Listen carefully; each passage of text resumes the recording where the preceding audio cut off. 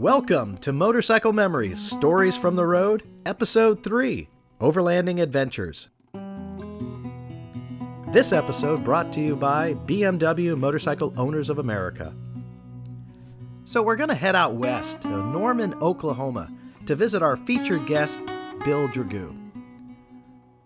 This was going to be my first time to Bill's, and when I pulled into the driveway, I thought, man, Bill's having a party for me. Actually, Bill totally forgot I was coming, and this ended up being one of his training classes. But I did get to see a couple friends, from near and from far. Hey, Sam! The day that I arrived, Bill was talking to some of his students in preparation for their DART motorcycle training. Well, what's DART? We'll get around to that. But I had a great day catching up with some friends.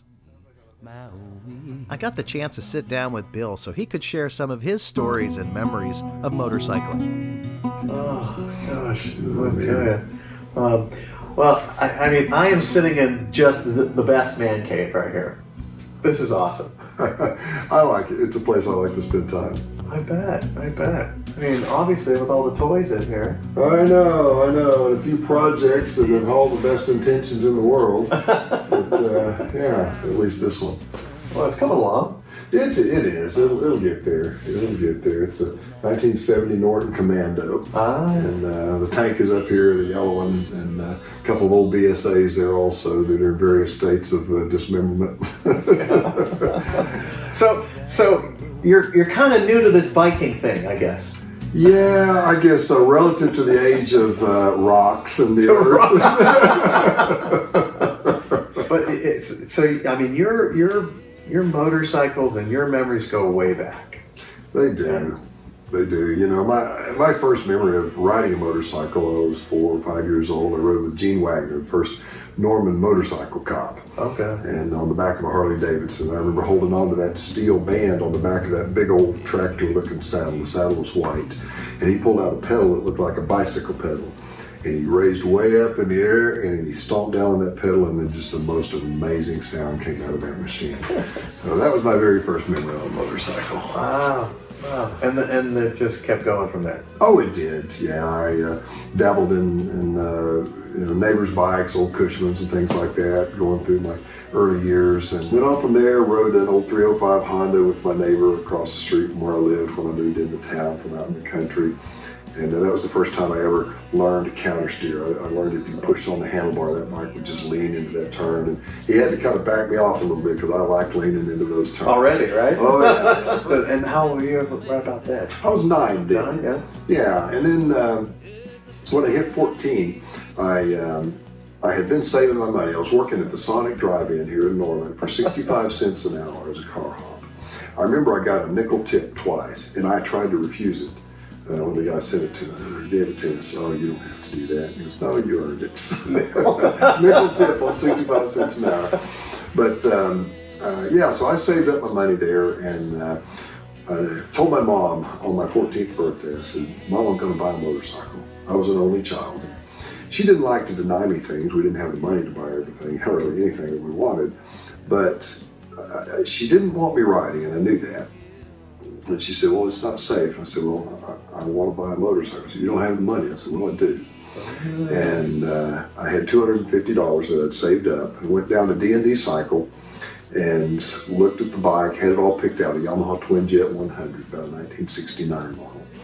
And when I told my mom that I was going to get that, she said, "Well, would you have your grandpa go down there with you?" And I said, "All right, I'll do that." So he and my mom went and took me down to the motorcycle shop and looked at that Yamaha. It was $250, as I said, and Grandpa said, "Boy, how much is this one over here?" It was a brand new Honda CL70, and he said, the guy said, "It's $354. And Grandpa said, "Well, son, would you rather have a new one? It's got a guarantee on it." And I said, "Well, sure, but Grandpa, I don't have the money." He said, "Mister, we'll take this one right here." And that was the first time my granddad really stepped up. I mean, he was always helping me, but he really stepped up and helped me then. And I bought that bike, and I remember riding it home, and I had no clue how to ride a motorcycle. It's a miracle I got it home. Bought a bubble shield helmet, half shell with the bubble on the front. Just a ridiculous looking thing. I started riding it to to school immediately. But that night, that was a Wednesday when I got it, and that night I rode it to the Boy Scout meeting. And I went out in the parking lot, and I'd seen somebody do this, and I leaned it over in that gravel parking lot, and I revved it up, and I dumped the clutch, and I spun a complete perfect circle on it, got a donut out of it. And then I came back and I thought, that's kind of, my creative juices were flowing. So I spun a straight line through the middle of the donut, and I came back and I spun 2 Ys off it, and I made a peace sign. Now this was in 1970, so peace signs were really popular at that time. And the girls thought I was pretty cool, and I knew I had bought the right machine. Well, you were cool. Yeah, for a skinny 14-year-old with high water jeans, I guess. Well, you started with that young passion for riding, and then you talked about the Scouts. Mm-hmm. So you had your motorcycle, and you were doing the Scouts. Mm-hmm. Yeah, started in scouting in 1966. I was, I guess I was 11. And really, you were supposed to be 12 to be a Boy Scout. I was supposed to be a Cub Scout, but the church that sponsored our scout troop didn't have a Cub Scout group. And they said, well, you're close enough, come on in. And that first night I went in there and was earning my tenderfoot, the first badge that you get. And the scoutmaster said, Don Hawes was his name, he said, how many of you are going to be Eagle Scouts? I didn't know what an Eagle Scout was. I was just becoming a tenderfoot. But Vester Adams and I both raised our hand, and Vester Adams and I both became the only 2 Eagle Scouts of Troop 285 in Norman during the time that we were there. Was Eagle Scout close to when you started to race, or was it? Yeah. In fact, I was just coming off of getting my Eagle Scout. I was 14 years old, and my second motorcycle was a Kawasaki 350 Bighorn that seized 12 times when I had it. I put 12 pistons and 9 cylinders on that bike, under warranty, thank goodness. And then I traded that for a Suzuki 250 Savage and a Yamaha 125 Enduro that had been, the lights had been removed and had an expansion chamber on it. And in fact, the fuel tank is this white fuel tank that's right up here right now. Okay. And that, I went out and I raced that motorcycle at, Yukon Raceway in Oklahoma City. And big race, 21 people started that race, and I finished third. Came home with it in 3 heats. I averaged third and brought home my first trophy on my first race. Good. And I never looked back. I was third in the state in the 125 expert class back in the day, trials and all that. But anything to do with motorcycles was me. Were you traveling at all, or just in the state? Pretty much in the state. Yeah. We did a little bit in Kansas. Might have done a race or 2 in Texas. But it was mostly in Oklahoma. They call it the OMA, Oklahoma Motocross Association race series that we did. Yeah. So we pretty much stayed with the circuits around here. So now, when did you start getting into the bigger bikes?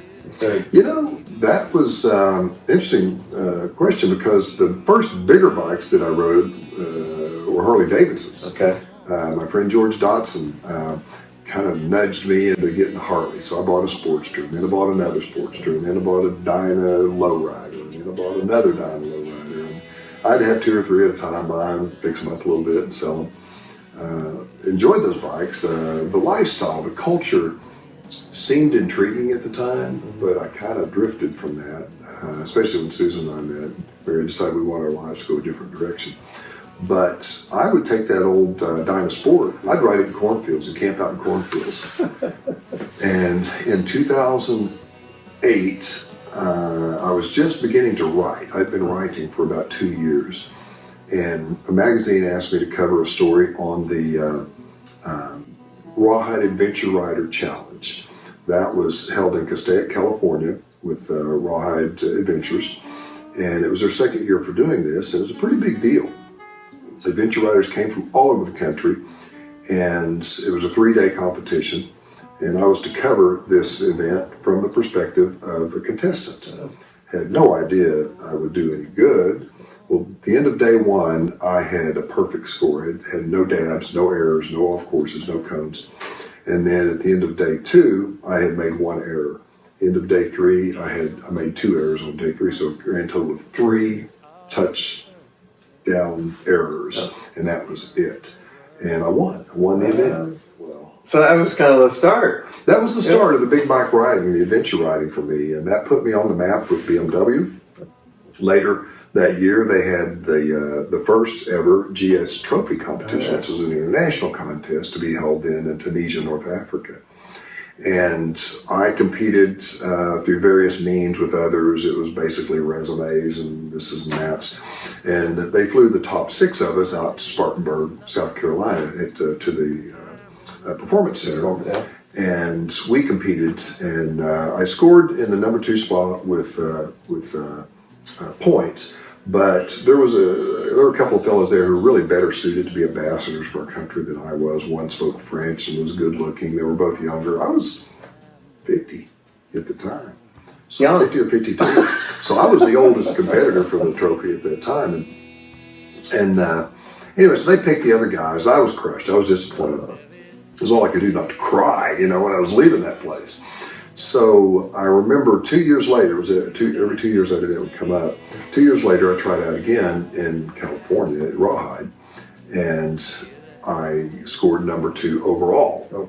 And in 2 days, I had a consistent number 2 and number 2, and that put me back in for the GS trophy, and I had won my place on Team USA to go to South Africa and represent our country in this event. You had shared a photo with me. You had shared a photo with me of you on the bikes with the teammates, and a little interaction with some wildlife. Oh my gosh. So our entourage was maybe close to 100 riders, if I remember, with all the marshals and contestants and everybody. We had 13 countries there at the time. There were 10 teams composed of 13 countries. And our Leon, I believe, was our leader to lead the groups through. And we had this group of elephants that were in front of us, and they were slowly crossing the road, kind of loitering out there. Elephants don't typically get in a hurry, but this one did later. And he said, okay, this is very dangerous. We're in Swaziland. He said, there's this big black bull elephant. They will charge you. So we're going to go by very, very slowly, 2 riders at a time. Well, I nudged myself to the front because I thought, whatever goes bad, I want to be on the other side of these elephants when it happens. I don't want to be stuck back here. So I got up there with Leon, and the 2 of us went through. And there's a picture, in fact, you may have it. We had our headsets on. There's little Sena headsets in there to communicate between the team. And I remember Ian Glenn hollering at me, Bill, you gotta go, go, go, go. You gotta get out of there. That thing's coming after you. And so she came after me. And off I went. Boy, it makes it memorable. It was fun. Not everybody gets chased by an elephant. No, a lot of them who do don't stand around and tell about it later. Oh, God. So now when you get back to the States, you've started DART, which is a training school. Was that close to when you got back, or when did that start coming? So, in about around that time, around 2010, I was writing quite a bit more. And I was getting invitations to go to South America, Colombia, and to Bolivia to ride with groups down there. And the people there started saying, when are you going to come down here and teach us how to ride these bikes? They owned BMWs. They were fairly wealthy, and they were getting hurt. They said, we're falling. These bikes are too big. We bought the wrong bikes, and they cost about twice down there what they do here. And would you come back and teach us? And I said, well, sure. And so I thought, well, if they want me to come back, I'll do it. So I went back down there, and I taught my first class. They loved it. It was very well received, and they asked me to come back again and again. So I started making trips down there on a pretty regular basis. But people here were saying, when are you going to start teaching here in the United States? And I said, well, you've got Rawhide, there's the Performance Center, and that's all I really knew about as far as adventure training. But I said, that's where everybody goes. And they said, but there's nothing here in the middle of the United States. And so why don't you do it here? Oh, who wants to do that here, in Oklahoma? Well, so I did it one August day. It was 112 degrees on the South Canadian River, measured on my BMW's instrument cluster there. And I had 6 riders. 3 of them stopped, stood in the shade, and watched the other 3 ride. It just started blossoming. People kept coming. Now we have people coming from Colorado, New Mexico, Texas, Kansas, Arkansas, Missouri, Wisconsin, Minnesota, South Dakota, even as far away as Nantucket, Massachusetts, New York, New Jersey. I mean, they come from all over to take these classes. I think it's because we're cheap. We're pretty cheap. But you're good. Yeah, that's the other reputation that you have. Well, I did go to the trouble of getting certified. I went to Heckington, Germany about 3 years ago, and I went to the Enduro camp there and became certified as an official BMW Motorrad off-road instructor. And it was not easy to do that. They failed initially a third of the class. We had about 17 people there from several different countries. Tremendous honor to have earned that. And that added some credential to what I was already doing. The fact that I'd been on the GS Trophy team was a good thing. And then just riding with the people that I rode with. I was beginning to get people talking well of the school already from what they had learned. But our mission is to provide really inexpensive off-road training to anybody who wants to learn. We want it to be affordable. We love doing what we do. I'm blessed to have a number of really good instructors who work with me. It has to be rewarding as well, because you know, for these students to come in and learn about the bike, learn the techniques, build that confidence, and to be able to take those adventures, you know? Rewarding it's the best word that you can probably come up with, and it falls way short of how it really feels to see it happen. So the beginning on day one, we see people roll up, and it's always, you know, landing gear down, both feet, a lot of muscle, a lot of energy used whenever they're coming in. A lot of them are riding the big bikes. We take anything they ride. They can come in on a Yamaha 250 or whatever. But we're geared towards the bigger bikes, low speed, balance, and control skills. We have a secret that they're not yet privy to, and that is that when they leave, they're not gonna recognize themselves. In fact, there are times when I go up to a student at the end of class and I'll reintroduce myself to them and say, "Hi, I'm Bill Dragoo. I don't believe we've met, but I've been in your class 2 days. Now, somebody that looked like you rolled in here 2 days ago, but you're a different person now." And the skills that they have, but just in the level 1 and level 2, it's incredible to see. And you know, one of the things I almost forgot about, all these years that you've been riding the motorcycles, you were also a pilot. Yeah, I like to teach, and I'm a flight instructor. I became a flight instructor in my early 20s. I'm a licensed aircraft mechanic. So actually coming out of high school, I finished getting my A&P certification to work on airplanes. Again, the goal thing from back in the Boy Scout days. And so as an A&P, I thought flying would be cool. When I started flying, I thought being an instructor would be cool. So I just kept gaining these certifications.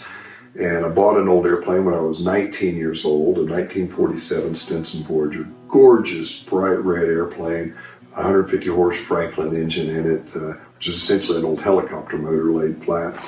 And the thing was just a constant work, you know, it was like having a Ducati or something, but it was such a joy to fly. And here again, you know, I thought it was cool to take the girls in my airplane. You know, I had a little red MG midget, and I had that bright red Stinson Voyager, and I'd park them out there together and wipe them both down and then go fly or go drive or whatever. But, now, it's a life of adventure.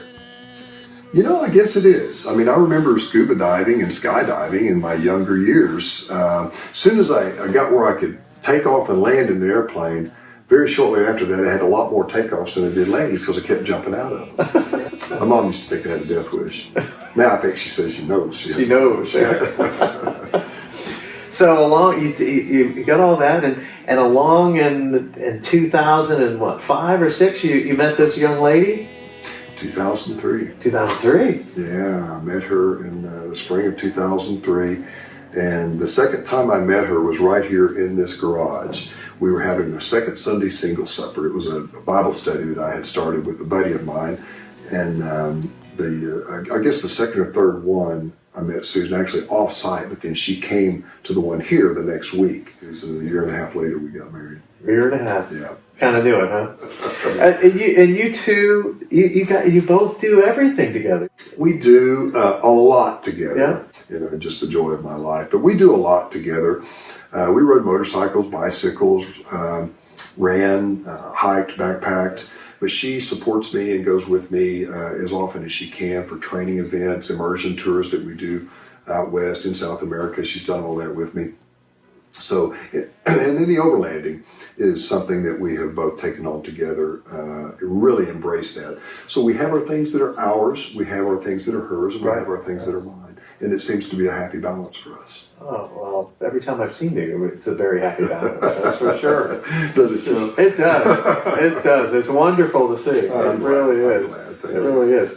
So, so we're here in Oklahoma now, and, is there stuff that we can do on these big bikes around here? Well, since you asked, Oklahoma's known for being fairly flat, but that's only part of it. We have the Kaimichi winding stairs down in the Ouachita Range, down in southeastern Oklahoma. We have the Arbuckle Mountains directly south of us here, about an hour, which you'll be seeing more of that. And then we have the Wichita Mountains in the southwestern part. Completely different climates, completely different areas for all three, and they all three have some riding. In particular, the 6,400-acre Crossbar Ranch down south of us here an hour, near Davis, Oklahoma, is just it's a motorcycle rider's paradise. And we'll get you in some rock. Right. You break that new bike in. Don't say break. Run it in. Run it in. Well, I think we should get dressed, get ourselves situated, and hit the road. I'm all about it. Let's get her done. Awesome. Thanks, Bill. Distances were nothing to me. Time was everything. I borrowed everything I could not steal. Even I am growing older now, and I keep remembering the promises I broke beneath my wheels. Beneath my wheels, kingdom come. There is still so much to be done. Had to take a break. Oh. Well, what a place to take a break, though. I know, it's perfect. Billy, you got me out here, but where do you have me? Well, we've just joined the Lhari Tribe. The Lhari Tribe. The Lhari Tribe. Yeah. Yeah, it's an old ancient tribe from Oklahoma, native tribe. Yeah, we're the Lhari. Huh? Where the hell are we? I think we have to go that way. Yeah. So we are at Crossbar Ranch. Crossbar Ranch. Near Davis, Oklahoma. Yeah. This is in the ancient Arbuckle Mountains. These mountains are over 500 million years old. They are some of the oldest mountains in the world. And as you can see, contrary to me, when they get older, they get smoother. When I get older, I get rougher. But wiser. But wiser, yeah, definitely. I don't know, if I was too much wiser, I wouldn't be out here. But it doesn't speak well for you either. Well, yeah. Well, I'm just following. Yeah, okay. Well, this has been just an incredible place. I mean, now I think of Oklahoma as just flat as can be. Yeah. And obviously that's just not the case. No, these are an interesting mountain range. In the southeastern part of the state, we've got the Kaimichi, the Winding Stair Mountains, part of the Ouachitas, and then we've got the Wichita Mountains to the southwest. The Arbuckle is kind of here in the south central area. And as I said, Crossbar Ranch, which is an off-road vehicle park now, owned by the city of Davis, and it's operated by Justin Ramsey and his partners. It's just an amazing place to come down here. This is beautiful. This is beautiful. And this is some of the area that you do some of your dart training. We do. Yeah. We do some level 1, level 2 down here, the flat work and rolling hills. But we definitely come down here for level 3, which is where we get into rocks and sand. This, you might imagine, is the rocks portion.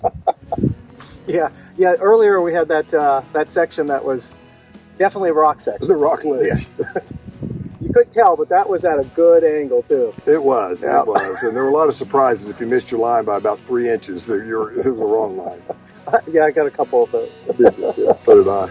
Well, this has been just an amazingly beautiful day to come out here. Yeah, it's great. People stay away from places like this on big motorcycles, and really, it's like riding a big tractor around out here. Yeah. It goes pretty much over and around and through about whatever you want to put it through. Yeah, they do. They certainly do. Well, you brought up the overlanding, and that's something we're going to go do. we're going to go out and do some overlanding, and you're going to show me what that's all about. Well, once again, Bill, thank you for taking me out and experiencing Oklahoma. It's just beautiful. Well, thanks for coming down here. We're proud of it. It's a lot of people don't understand that there are places like this in Oklahoma. Yeah. Well, this was a great surprise. So, once again, thanks for taking me and showing me. Glad you enjoyed it. Well, there was one more bit of Oklahoma that Bill wanted to share with you. What you got going here? Well, this is the fried pie place. Fried pie. Absolutely. It's an Oklahoma icon. You can't come to Oklahoma without having a fried pie. Bill was right. That fried pie was incredible. And it's so famous in Oklahoma, they actually have a song about it. What an absolutely fantastic day I had. Thank you, Bill, for sharing some of your favorite places in Oklahoma with me. I want to thank the MOA for their support of Motorcycle Memories Stories from the Road. A very special thank you to Kevin Welsh for allowing us to use his song Beneath My Wheels, which is available on Amazon. And as always, thank you for watching Motorcycle Memories Stories from the Road. Please share these videos with your friends and family. Be sure to stay tuned for part 2 of Overlanding Adventures featuring Bill Dragoo.